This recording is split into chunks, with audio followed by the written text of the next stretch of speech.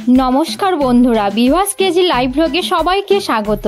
आज के बहुत दिन परे तुम्हारे संगे कथा बोलते चले एलाम। आजकेर आमी बानाबो बेगुनेर भर्ता। स्पाइसी भावे बेगुनटा आमी भालो करे पुड़िए आजकेर खाबो।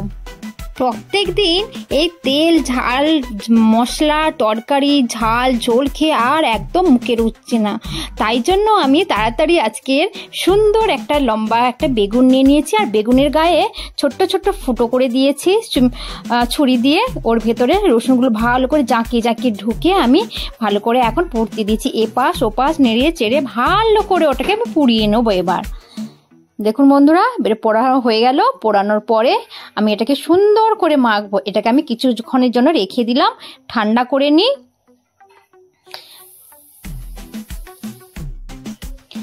ঠান্ডা হয়ে গেলে ভালো করে আমি রসুনগুলো আগে আমি বের করে নিলাম। দেওয়ার পরে ভালো করে ছাল কালো কালো যেগুলো পুড়ে গেছে ছালগুলো আমি তুলে আলাদা করে দিলাম। উফ, খুব গরম, এত গরম যেন হাত পুড়ে যাচ্ছে।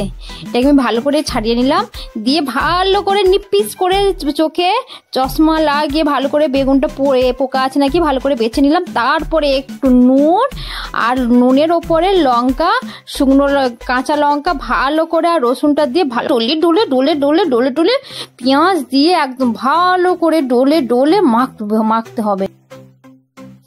ভালো করে ডললে পেঁয়াজের যে একটা সুন্দর ঘ্রাণ আর ধনে পাতা তার সঙ্গে যে ওই পোড়া যে রসুন তার যে সুন্দর একটা ফ্লেভারের স্মেল, এটা খুব সুন্দরভাবে আসবে।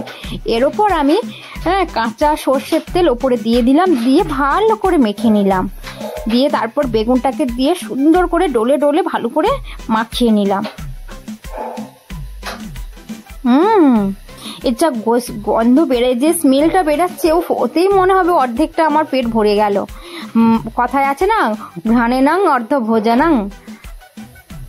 তো বন্ধুরা দেখছো আমার জিনিসটা এত সুন্দর হয়েছে, এত সুন্দর হয়েছে মানে তোমরা যদি না খাও তাহলে বুঝতে পারবে না এর আসল ফ্লেভার এবার আসল টেস্টটা। দেখো আমি ভালো করে এটা মাখিয়ে নিচ্ছি এখন ভালো করে। এরকম যদি মাখা হয় এক থালা ভাত একদম নিমিষের মধ্যে উড়ে চলে যাবে।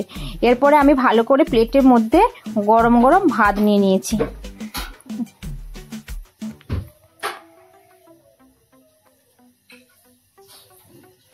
একটু একটু ভাত হলে হবে না, বেশি করে ভাত নিতে হবে। তাই আমি 3 চামচ ভাত নিয়ে নিলাম, দিয়ে এতে আমি একটুখানি ওই বেগুন যেটা মেখে দিচ্ছিলাম একটু নিয়ে নিলাম।